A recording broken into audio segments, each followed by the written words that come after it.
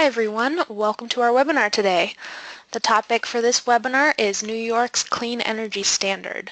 This webinar is a presentation of the RPS Collaborative. The RPS Collaborative is managed by the Clean Energy States Alliance, also known as CESA, and we have with us our host for this webinar, Warren Leon. Warren is the Executive Director of CESA and he manages the RPS Collaborative. We've got some excellent guest speakers with us today from NYSERDA to present on the Clean Energy Standard. Before I pass it over to them for our presentation, I'd like to go over a few quick housekeeping notes. All of our attendees for this webinar are on mute. You have a couple of options to join the audio portion of the webinar. You are connected via mic and speakers by default. If you'd like to call in and join the audio via telephone, you can select the telephone button on the audio section of your webinar console there, and it will give you call-in information and walk you through those steps. This little orange button that you see circled on the picture of the webinar console, that allows you to expand and minimize the webinar console if you'd like to view the slides full screen. That is a helpful button to know about. One very important note, we ask that you please submit your questions and your comments as you think of them throughout the webinar by typing them into the question box on your webinar console and hitting send. We will be reading through your questions as they come in, and we're going to save 15 to 20 minutes at the end of our presentation for a Q&A with the audience. And we've got a lot of people registered for this webinar. We're going to get to as many questions as we can, but we expect there to be a lot of questions. So to make sure that we get to yours, type it in when you think of it. Don't wait until the very end. Final note, this webinar is being recorded.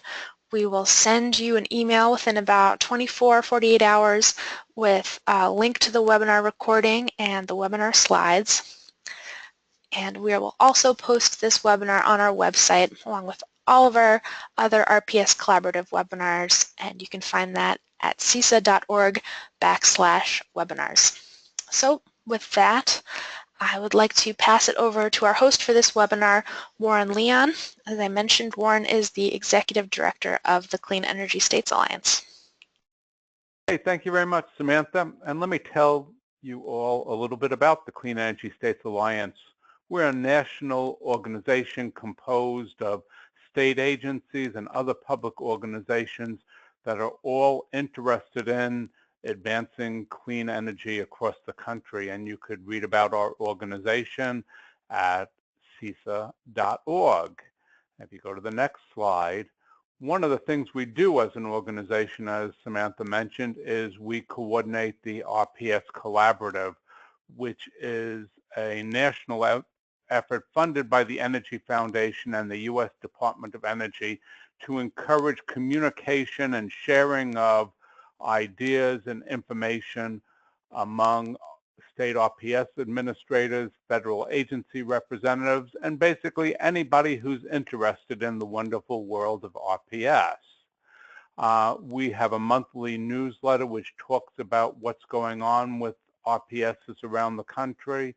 We do other webinars like this one. We do an annual summit in Washington, D.C. each fall. If you want to make sure you get this information, sign up for our RPS Collaborative listserv on our website. Let's go to the next slide. I mentioned one of the things we do is we share important news and important developments related to RPS, and it's therefore fitting that we're focusing on New York in this webinar because some of the most important, interesting, and innovative things related to state RPSs are happening in New York. And we're going to have two speakers from NYSERDA who will talk to us about it. And let me introduce both of them to you, and then I'll turn things over to them. First of all, Doreen Harris is Director of the Large-Scale Renewables team at NYSERDA, and in that role, she's responsible for managing the centralized long-term procurement of utility-scale renewable resources under the Clean Energy Standard. and she's also responsible for oversight of future policy design, program rules, and market development mechanisms.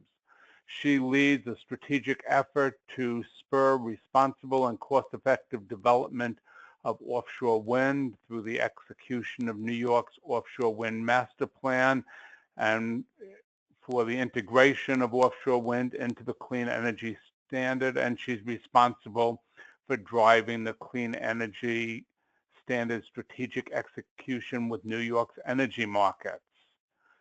She's going to be joined on this webinar by Abbey DeRocker, who's Senior Project Manager for the Large-Scale Renewables team. Her primary focuses are to run the renewable energy standard procurements, develop and implement processes leading to increased penetration of large-scale renewables in New York, and to improve the total value proposition of those resources.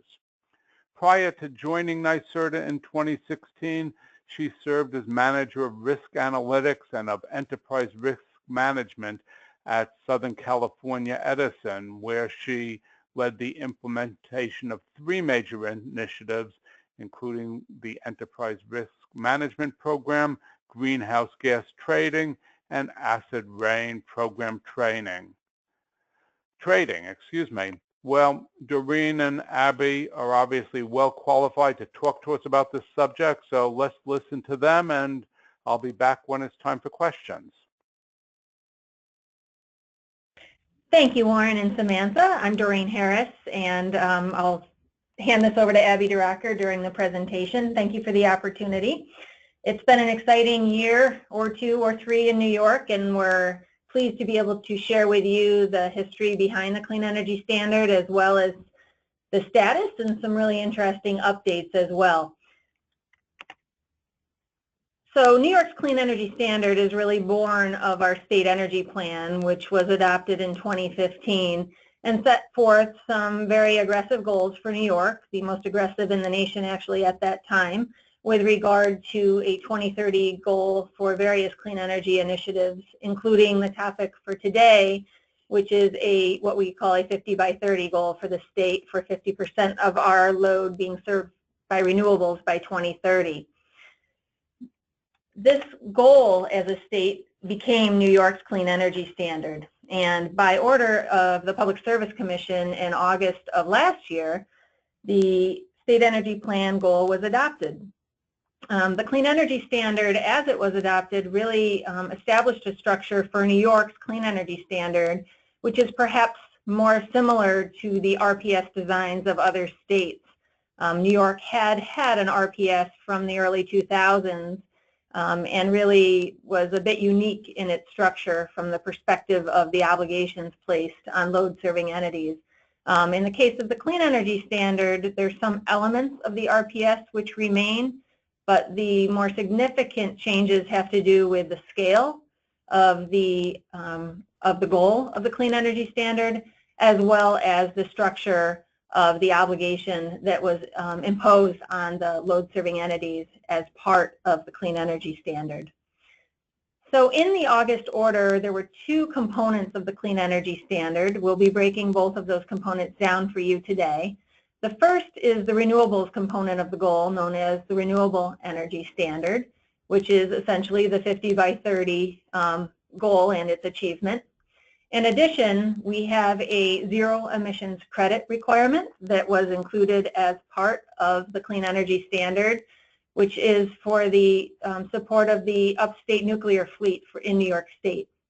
It's important to note that the Renewable Energy Standard and the Zero Emission Credit Program are not additive in the sense that the ZEC program will not count toward the goal or the achievement of the 50 by 30 goal. In adopting the Clean Energy Standard, the Commission recognized the fact that the Clean Energy Standard would evolve over time through its implementation and through further development, and pointed to several aspects of the Clean Energy Standard which would be part of future implementation plans, 2 of which we'll be describing today. So I've already touched on some key differences between the RPS and the Renewable Energy Standard. I think the most important part for the public to understand is that the Renewable Energy Standard includes a volumetrically driven target for the achievement of the goal, the 50 by 30 goal. And in that sense, it differs from the old RPS, which was budget constrained from the perspective of particularly the procurements for long-term contracts. So the overall magnitude of the Renewable Energy Standard is about 4 to 5 times that of the Renewable Portfolio Standard from the procurement perspective. And also, there were changes with regard to eligibility that we will be talking about in more detail as we move forward. It also had the major change with regard to the LSE obligation, in the sense that the LSEs are now required to procure increasing quantities of renewables toward the 50 by 30 goal, rather than a central procurement design where NYSERDA was procuring RECs, but those RECs were not part of a LSE obligation, as had been the case under the RPS.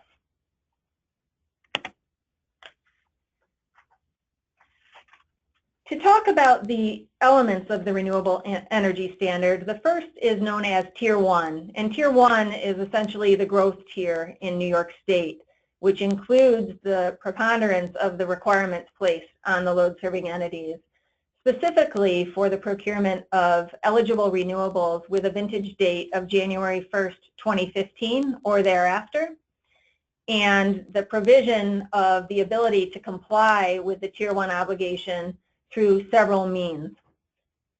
The long-term contracting for these Tier 1 eligible resources in New York State is required for NYSERDA, which is unique as compared to many other states. So NYSERDA actually runs procurements for long-term contracts for these Tier 1 renewables to aid in their construction and operation. And we'll be reviewing our long-term contracting design and solicitation design in more detail in a few minutes. I mentioned that the load-serving entities can comply with their Tier 1 obligation in several different ways. The first is through the provision of procurement of RECs from NYSERDA through annual purchase requests, which is the default way really to comply with the Tier 1 obligation. However, LSEs may also choose to voluntarily enter into other contracts, whether they be power purchase agreements or other contracting structures, to procure Tier 1 eligible RECs from other resources toward their compliance obligation. And lastly, as is the case in many states, they may pay an alternative compliance payment toward their requirements as well. And any combination of these will satisfy their obligation for Tier 1. The Tier 2 of the Renewable Energy Standard is very similar to a structure in the old RPS known as the Maintenance Resource Program, which only allows support of resources which demonstrate financial need to the staff of the Department of Public Service. And these resources have very limited eligibility in terms of their resource type and vintage, but further need to show that financial need through an open book audit from the Public Service Commission staff. Tier 2 is the subject of additional deliberations before the Commission right now, and we'll describe those in more detail in a minute. The last piece of the Clean Energy Standard is the Zero Emissions Credit Program, which is also subject to long-term contracts from NYSERDA. NYSERDA has executed the required contracts from the Public Service Commission with the upstate nuclear fleet, and the obligation from the load-serving entities is to purchase those, what are called ZECs, in the pro rata share of their load on an annual basis.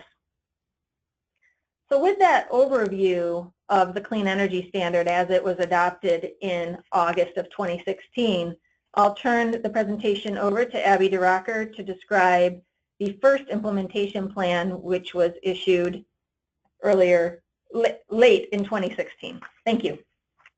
Thanks, Doreen. I'd like to review the implementation plan and process and its components associated with the Clean Energy Standard. As Doreen mentioned, the CES is designed to be implemented in phases. The first phase starting in 2017, the first year of the CES and the Renewable Energy Standard. On October 31st, 2016, NYSERDA and DPS filed the Phase 1 implementation plan proposal for public comment and PSC decision making. The final implementation plan was filed on March 24th of this year and contained details on renewable standard eligibility and certification, NYSERDA's long-term REC procurement processes and evaluation criteria, how load-serving entities will demonstrate compliance, and RES and ZEC reporting details. In terms of Tier 1 eligibility, Appendix A of the CES order describes the RES eligible electric generation resources, which include specific eligible biogas, biomass, liquid biofuel, fuel cells, hydroelectric, solar, tidal, ocean, and wind technologies. Under the Renewable Energy Standard, eligibility remains the same as it was in the RPS with two key differences. The 30 megawatt limit on hydroelectric facilities no longer applies, and New York has expanded eligibility to all adjacent control areas. So now facilities in adjacent areas such as PJM or New England are eligible in our procurements. The implementation plan also addressed other eligibility issues such as intermittent and non-intermittent facility upgrades, how these would be addressed and calculated under RES, and one important thing to note here is that repowering is being held and integrated into further CES discussions and decisions regarding Tier 2 eligibility.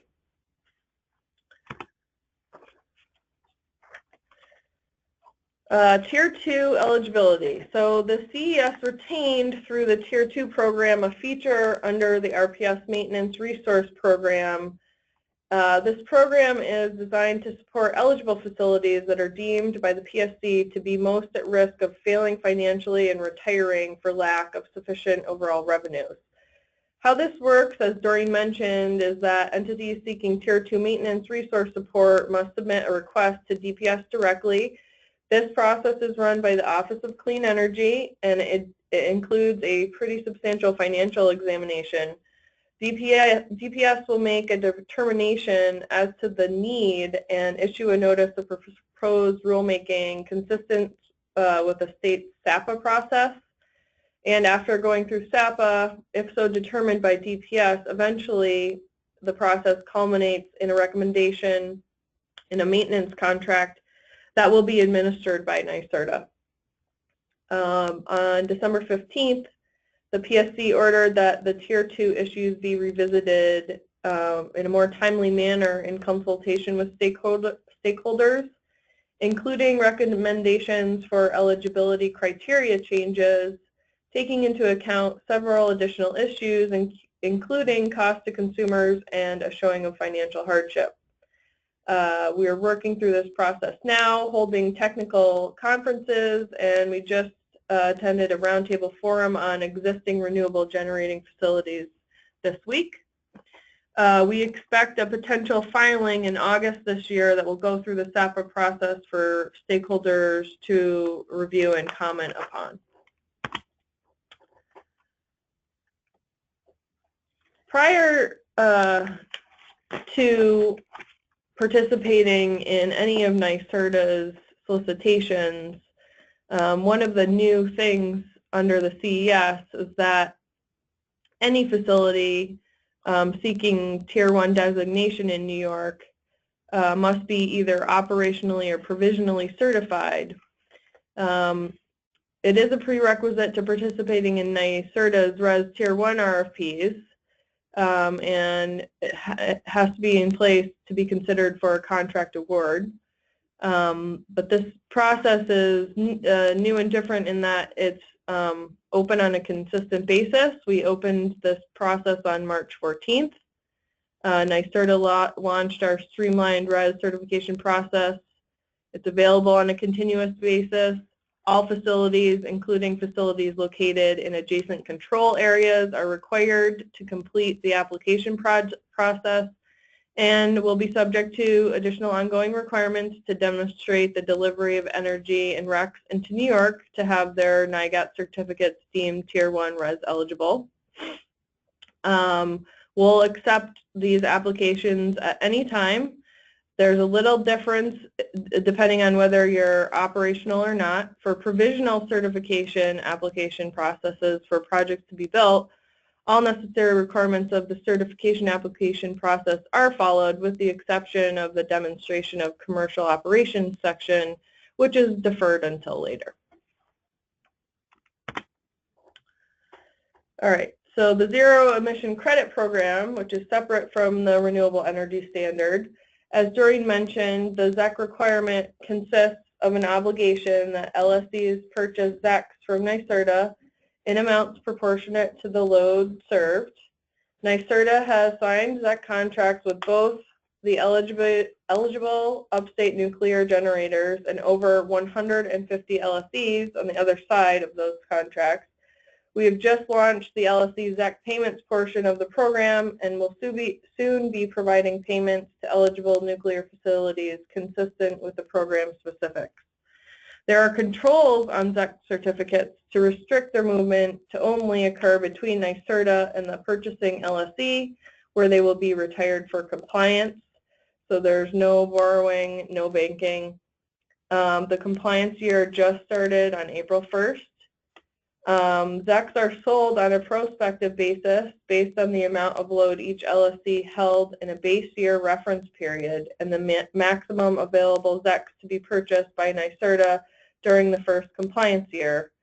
There's additional information on page 145 of the order adopting a clean energy standard if you're really interested. This means that this is an estimate based on an LSC's historic load and an estimate of the maximum ZECs to be produced by the associated facilities. So final settlement will actually occur after the REC creation or supply and LSC load for the compliance period of April 1st, 2017 through March 31st, 2018 is finalized. In terms of some settlement, compliance, and reporting, for both the RES and the ZEC program, NIGATs will create compliance reports that include LSC load for the compliance period, LSC load share ratio for the compliance period, and the actual REC and ZEC compliance obligation, and the appropriate vintage REC and ZECs available in the LSC's accounts. NYSERDA will also use NIGATs for progress reporting for the state. NYSERDA will produce a publicly available annual CES compliance report that summarizes the information submitted in the annual LSC compliance filings no later than 6 months after the annual LSC CES compliance filing due date. The annual CES compliance report will inform the Commission staff and interested parties of the RES and ZEC program's progress in meeting the targets and the Commission's renewable policy goals. I'm going to kick it back to Doreen now, who will review some highlights of the Phase 2 implementation plan that was recently filed. Thanks, Abby. So the second phase of the Clean Energy Standard implementation is kind of on the opposite side of the equation. The Phase 1 plan was a lot more about bringing in projects and the process through which NYSERDA would run its solicitations, whereas the Phase 2 plan has more to do with the disposition of those RECs and the compliance of the load-serving entities with their obligations. So the Phase 2 implementation plan was filed on May 12th of this year. It is currently available for public comment and ultimate Commission decision-making. The major proposals within that implementation plan include a revision to the Tier 1 load serving entity obligations for 2018 through 2021, as well as a new process for 2018 for NYSERDA's REC disposition, pricing, frequency, and timing, a proposal for the ACP levels for 2018, and the use of the funds. There were a couple of procurement design issues which were also included in the implementation plan. I don't believe I'll be discussing those today, but I'd welcome your feedback if you were able to review those as well. Again, the Phase 2 implementation plan, the most significant change was in the LSE Tier 1 obligation for the coming 4 years post-2017. The genesis of this change is essentially a change in accounting treatment for the RECs which emanate from distributed energy resources. New York has a proceeding underway which interacts very closely with the Clean Energy Standard known as the Value of Distributed Energy Resources proceeding. And through that proceeding, new tariffs have been proposed to replace our net metering tariffs in New York State. And implicit within these new tariffs are the provision of the RECs from these projects, the environmental attributes, and their associated value. So when the original order in August of 2016 was issued, it was not clear how the RECs from distributed energy resources would be treated in New York. Subsequently, the Value of Distributed Energy Resources proceeding clarified that a substantial number of the former net energy metered projects would not be eligible for Tier 1 eligibility, and therefore those projects were removed from the forecast and the obligations for the load serving entities in the second implementation plan. So that is the reason for the changes in the numbers moving forward, and that again will be the subject of future commission orders. The other significant change for the Phase 2 implementation plan really has to do with the means by which NYSERDA disposes of its RECs. We have proposed a quarterly sale process that NYSERDA would undertake in 2018 to sell the Tier 1 RECs that we have acquired through our long-term contracts. This is something that we're pleased about in the sense that the current structure requires a prospective purchase on the part of load-serving entities rather than a purchase after their load is known. So this change in timing, we believe, will be very useful to load-serving entities as well as NYSERDA, and minimize the amount of reconciliation that might be needed at year-end. So the key changes are noted here, and again, are currently under deliberation by the Commission. The other major news and more recent news out of New York has to do with a recent solicitation, the first solicitation that NYSERDA will be or has issued as part of these requirements and toward our clean energy standard goals. I'll now turn it back to Abby to discuss the recent developments and the general structure of the solicitation. Thanks, Doreen. I'm really excited to talk to all of you about our upcoming RFP. In response to President Trump's decision to withdraw from the Paris Accord, the United States Climate Alliance was announced last week. Governor Cuomo is the co-chair of the U.S. Climate Alliance, which is committed to upholding the Paris Accord and taking aggressive action on climate change. This alliance is one of many actions New York is taking to fight climate change under Governor Cuomo's leadership. As of yesterday, there are 13 members of the U.S. Climate Alliance, including Connecticut, Massachusetts, Rhode Island, Vermont, New York State, just to name a few. On June 2nd, Governor Cuomo announced the Clean Climate Careers Initiative and the issuance of NYSERDA and NYPA's renewable RFPs, which launch our progress towards achieving the CES goal.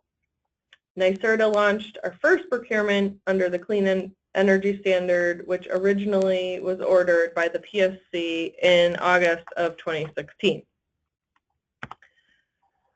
In that order, NYSERDA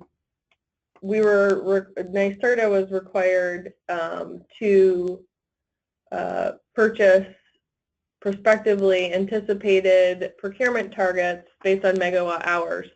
For those of you not familiar with the way that NYSERDA is set up, NYSERDA contracts to purchase RECs, not bundled PPAs, which is a little different than other states. NYSERDA's procurement targets were determined in the August 1st order adopting a clean energy standard, and we are committed to procuring 1.5 million megawatt hours in 2017. These procurements are about 4 times the magnitude of those issued under the former RPS main tier, as Doreen mentioned earlier in the presentation. And historically under the RPS, NYSERDA has spent up to $200 million per solicitation. However, going forward, we anticipate procurements under the CES to be $1 billion annually or more. In terms of the solicitation that's out on the street right now, we have a 2-step process. The step 1 is a threshold eligibility determination process, and if you're deemed eligible, you will be invited to submit a legally binding bid proposal as part of your step 2 bid proposal package. We have an upcoming proposers webinar scheduled for next week at 2 p.m. The link to sign up is on the NYSERDA website. It's nyserda.ny.gov/CES Charlie Echo Sam /RFP if anyone's interested in attending. Our step 1 application process is open until July 13th. At that point, we will close the solicitation at 5 p.m. and review all submissions. We will be sending out qualification or notification of qualification around August 22nd. From that time, step 2 application period is open until September 28th when step 2 applications are due, and NYSERDA anticipates awarding contracts in November. One important note is that we issued our solicitation simultaneously with NYPA, who is looking for around 1 million megawatt hours of renewable energy credits.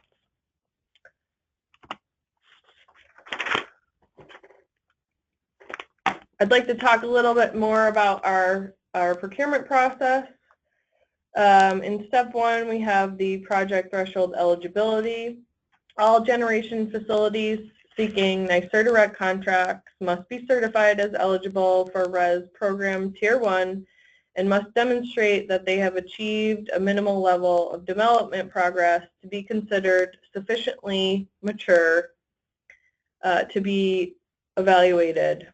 Threshold maturity requirements are intended to provide a minimal level of confidence in a selected generation facility's ability to reach commercial operation if offered a NYSERDA contract, and to minimize the potential for speculative bidding by generation facilities of insufficient substance. Proposers will be required to demonstrate a well-conceived and thoroughly studied generation facility concept, to have completed a fatal flaw analysis, begun key regulatory processes such as interconnection, siting, and permitting, a plan for financing, and be fully aware of all the requirements needed to bring a generation facility to successful completion. This process will be administered by combining the completion of a self-certified checklist with a simultaneous submission of supporting documents that NYSERDA can refer to as necessary to validate the self-certification.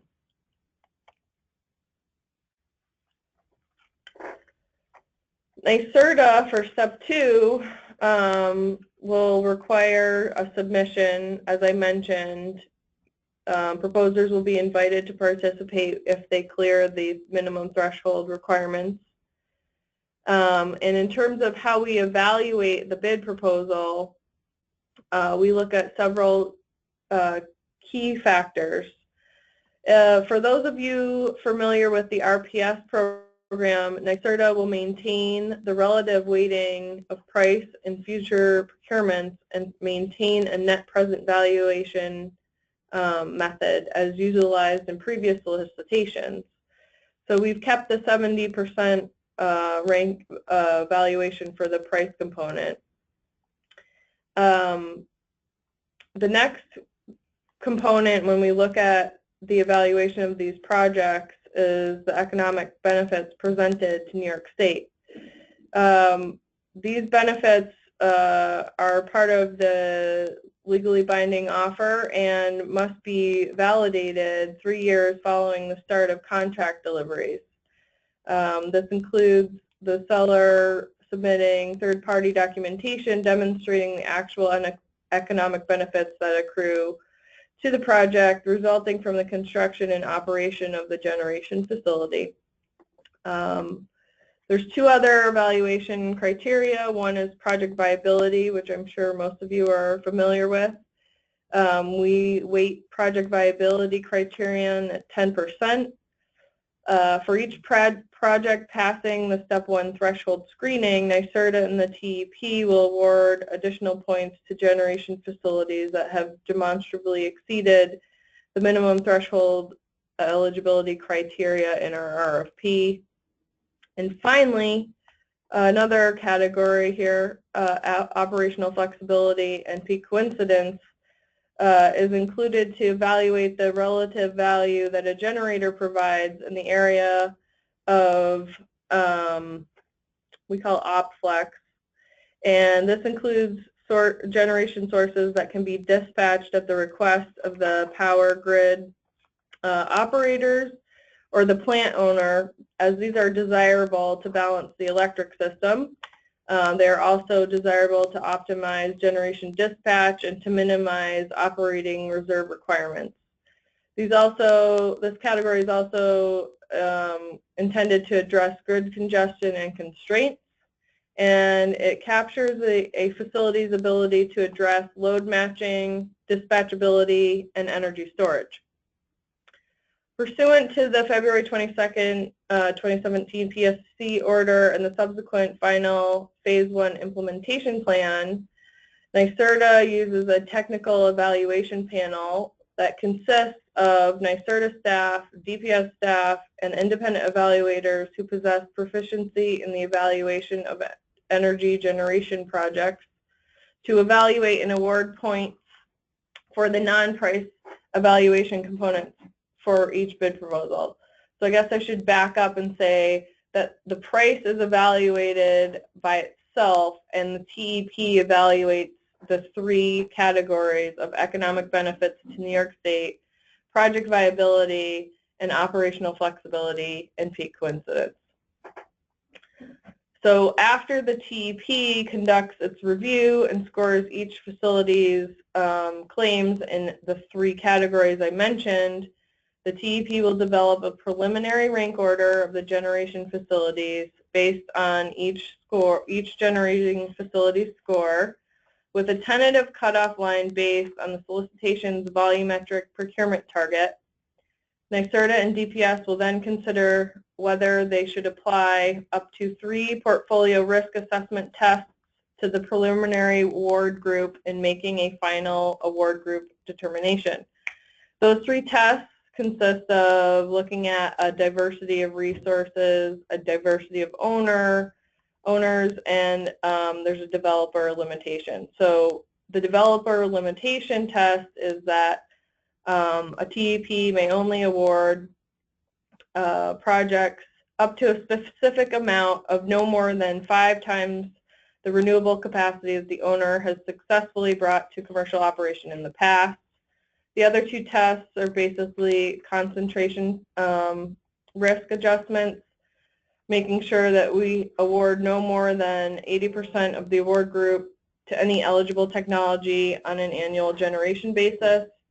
And the final test of the diversity of owners is that no more than 80% of the award group on an annual generation basis may be awarded to any one owner or affiliate of an owner. Thanks for listening to all the details of our first CES procurement. If you're interested and you want to sign up for our proposers webinar, again, that will be next week, June 14th at 2 p.m. Eastern Time, and you can sign up on NYSERDA's website at www.nyserda.ny.gov. There's a CES landing page right there. Now I'd like to turn it back over to Doreen to explain some of the open topics New York is addressing under the Clean Energy Standard. Thanks, Abby. As discussed, it's been a busy couple of years to really develop and launch the Clean Energy Standard, but in some ways we're really looking forward as well with regard to what next steps we see in effectively implementing the Clean Energy Standard. A couple that I would mention here for your consideration really has to do first with the long-term design of NYSERDA's RECs disposition, in the sense that the Phase 2 implementation plan only spoke to a proposal for 2018. Implicit within this question of the disposition design is a long-term alternative compliance payment for New York, which I know has pretty significant regional implications. We've spoken already about the ongoing decision-making with regard to Tier 2, whether there should be an expansion to the eligibility or a change in the structure of Tier 2, and that would include the provision of eligibility for repowered facilities as part of that decision-making. I mentioned the value of distributed energy resources proceeding and the confluence of that proceeding with the Clean Energy Standard for New York. There is a Phase 2 of the value of distributed energy resources, which is moving forward in its stakeholder development and design. And the connectivity between that new phase of the value of distributed energy resources and the Clean Energy Standard, and also with the New York Generation Attribute Tracking System, is one that we're intimately involved in and following closely. And then lastly, we didn't talk a lot about offshore wind today, but we at NYSERDA and we at New York are pursuing aggressively offshore wind as a state, both from a planning perspective as well as a integration into the Clean Energy Standard perspective. New York is pursuing a master plan which is due later this year, and we see a logical step along the way to determine how best to bring offshore wind forward at scale as a state. Governor Cuomo announced a 2,400 megawatt goal for offshore wind in his 2017 State of the State address. So we take it very seriously in terms of how to move forward with offshore wind in a responsible manner.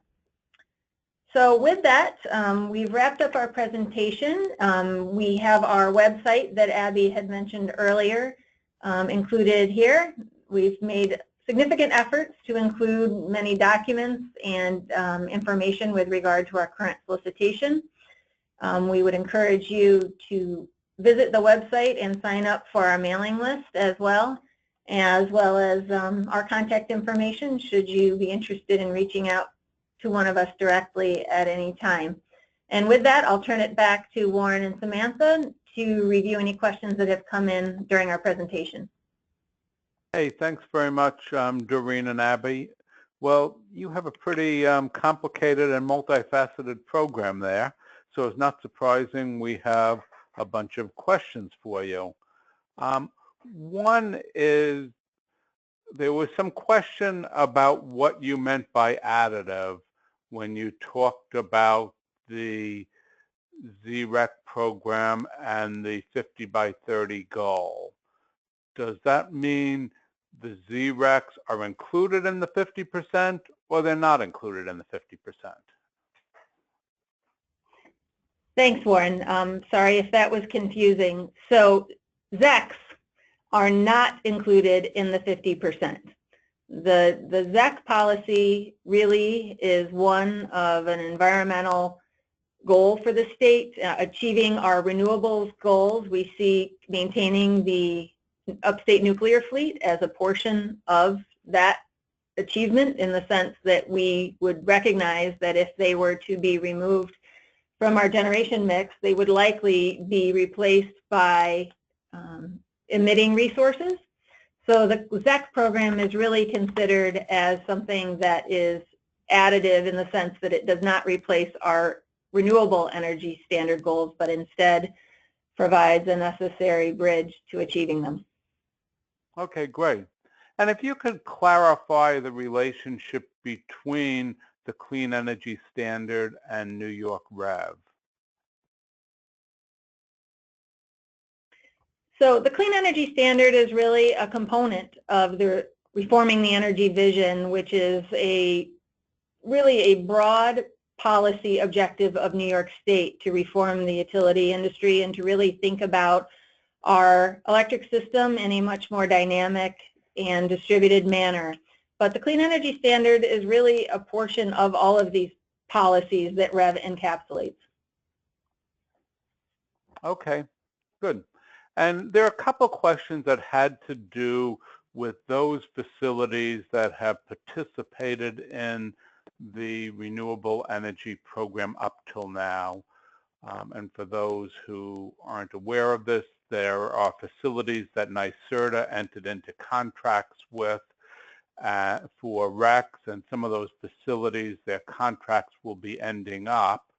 And so the two questions related to that is, one, how will New York try to retain these existing resources? What incentives will there be to discourage them from selling their REC attributes into New England, for example?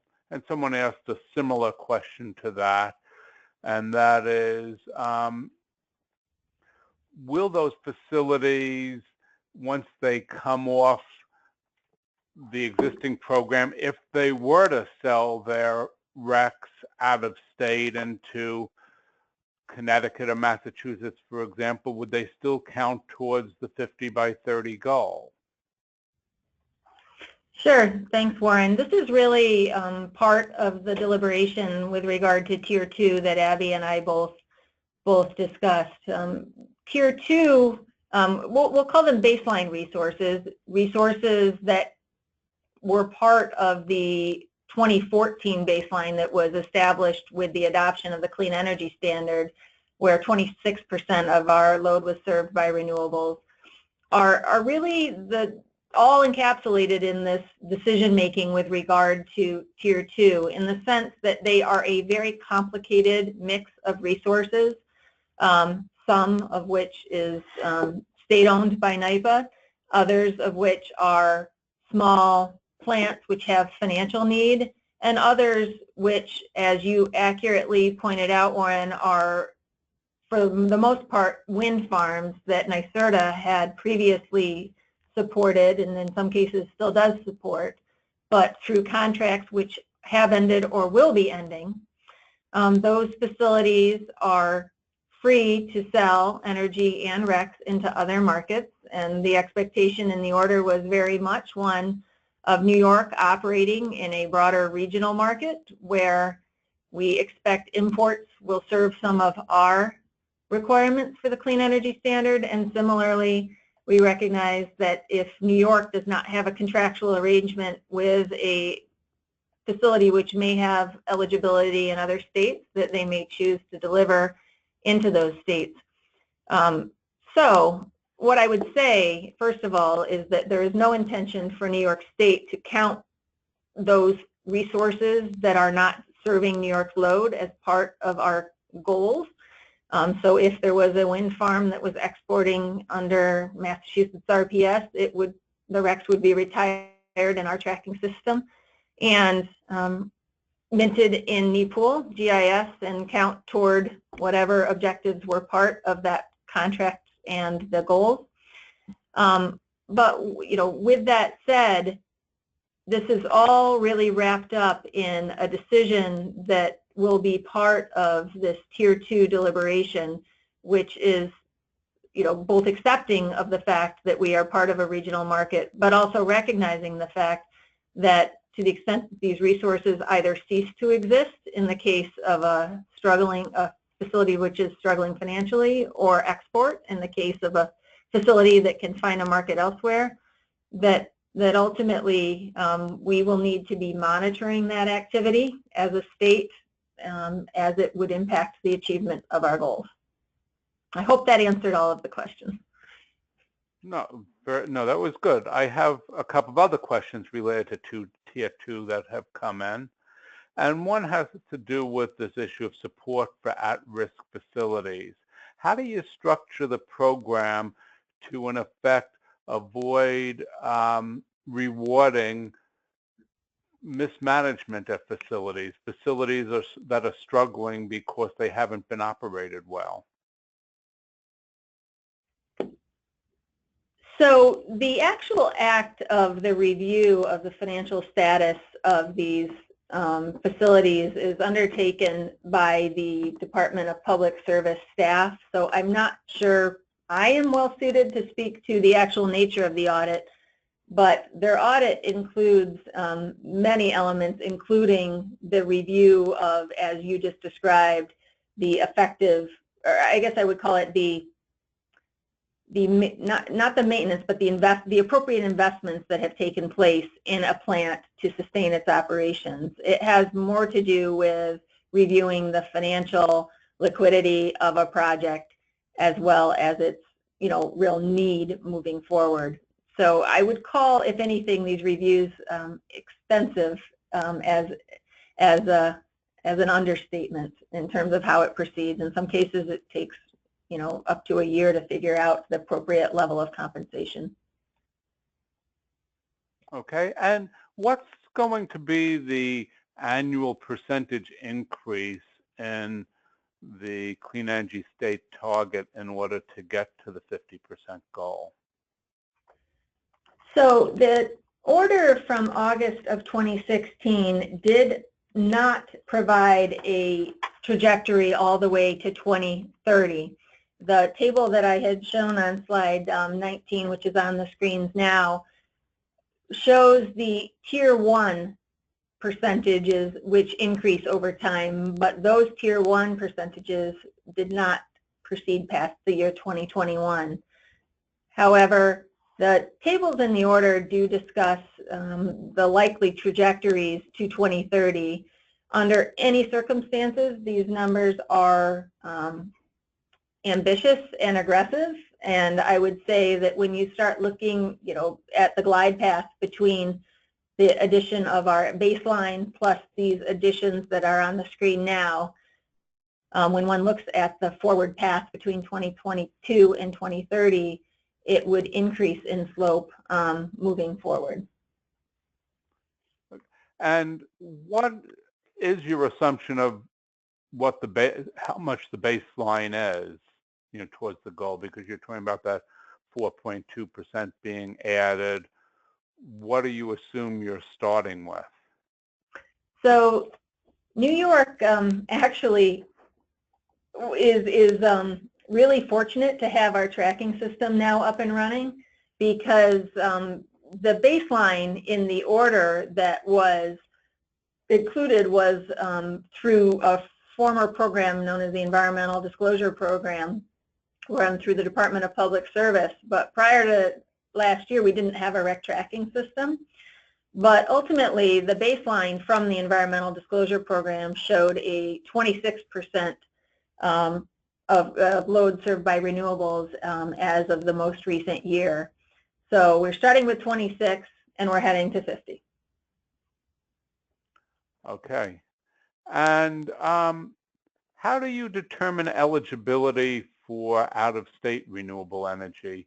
What is your definition of delivered to New York? So this is Abbey. Our RFP has specific requirements on eligibility in terms of whether a project is Tier 1 eligible or not. That you would need to go through the certification and eligibility process I had mentioned, that's the precursor to the RFP. In the RFP, it specifically mentions what those requirements are. One is delivery into New York State. Another is how you're metered, but that's taken care of in the certification and eligibility process. And everything has to be delivered to an end user in New York State. There's really three components here. One is having your project registered in NYGATS, having the proposal go through NYSERDA's process, and then getting operationally certified. And all of that occurs before NYSERDA makes any outlays. And then once you are operationally certified and you start delivering into New York State, NYGATS tracks those RECs associated with the energy you've generated, and if they come in from an out-of-state source, they go through their nascent tracking system and are retired and converted into NYGATS RECs for use in New York State. Just to add one thing on the delivery requirements, we require the energy to be delivered in the hour in which it was produced, if it was produced in an adjacent control area. So if a wind farm generates 100 megawatt hours but only delivers 80, we would only accept 80 for compliance with the contracts or for even the minting of Tier 1 RECs. Good. This is a question really about the NYPA, the New York Power Authority procurement, but perhaps you'll know the answer to this. Will their portion of the procurement be bundled energy and RECs or just RECs?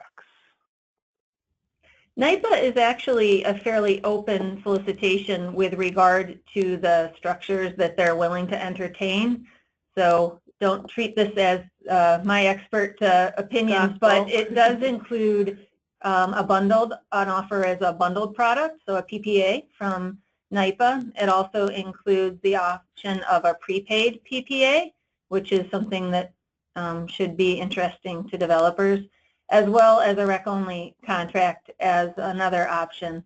So NYPA's RFP is really all about matchmaking between the structures that the developers are offering and the products and tenors that their customers seek to buy. And to the extent that they can find those matches, they will be procuring, again, based on the announcement, up to 1 million megawatt hours through this RFP. Well, I'm going to ask one more question, and then I'll give you folks an opportunity to have an extra minute to say anything else you would like to say that you haven't had a chance to say up till now. And in terms of the last question, will the annual compliance reports from NYSERDA include an update on the environmental disclosure program, the label program for energy service companies? So NYGATS is going to produce both. It will produce the labels for the environmental disclosure program, and it will also produce compliance reports for the LSCs, and it will also produce reports that show our overall progress as a state toward our 50 by 30 goals. So I think if I understood the question correctly, it will accomplish all of those things. Great. And so anything else you would like to tell folks? I think we've said enough. So at the end of the day, we appreciate everyone's time. Again, it's an exciting time in New York on many fronts, and was really even made more exciting over the last couple of weeks. So you'll find more news out of New York moving forward. We'll look forward to updating you in the future. But thank you for asking us, Maureen, and thanks for your participation.